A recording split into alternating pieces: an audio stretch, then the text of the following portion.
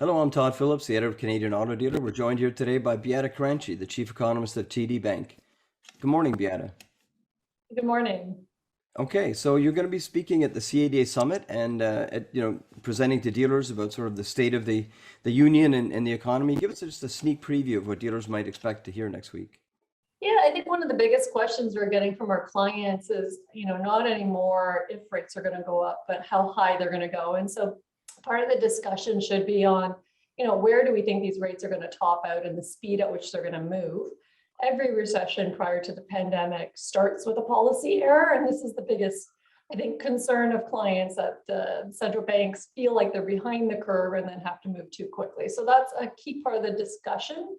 And then embedded in that is also a discussion around inflation and what we're seeing there in terms of how that might unwind.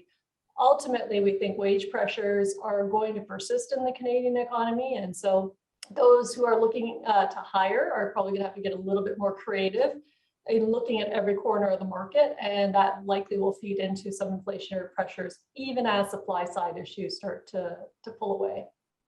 Now, I'm sure as an economist, you have to make assumptions and you love stability and predictability to be able to, accurately map out what's going to unfold. Have you ever seen a period like this in the economy between the impact of certainly in the automotive space, supply side issues and lockdowns and regulations all swirling around that consumer, mindset at the same time? It's a rather extraordinary time as an economist. It must be interesting to observe all of this unfold. It is, and we've learned a lot that our models don't work well in this environment because nothing is really functioning on economic dynamics or so many policy factors that are governing the day.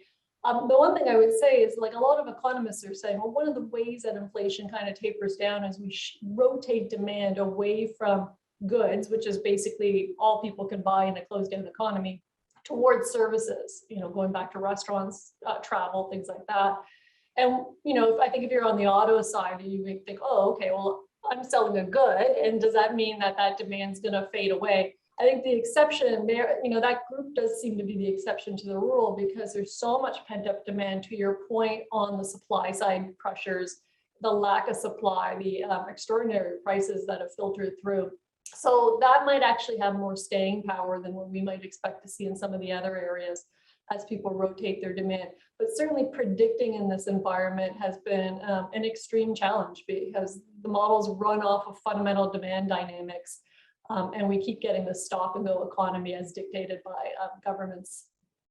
Well, I've attended every summit that's ever been. I know the economic update is always highly listened to and by dealers, because they definitely want to know. Obviously, the whole business is impacted by that, the fickleness at times of consumer demand and inflation, all these pressures that are really affecting such a large ticket item. So I know they're going to be tuned in. I won't ask you to say too much more because the event is just next week. And with the predictions, things might have changed in that rapid period of time. But really, I want them to tune in. I just wanted our dealers to get a sense of what they might hear, and yet another reason to attend the summit. So thanks for attending and sharing a little bit of that with us today. And I really look forward to your presentation next week. Oh, thanks, Todd. Thanks for inviting me. Okay, cheers. Signing off.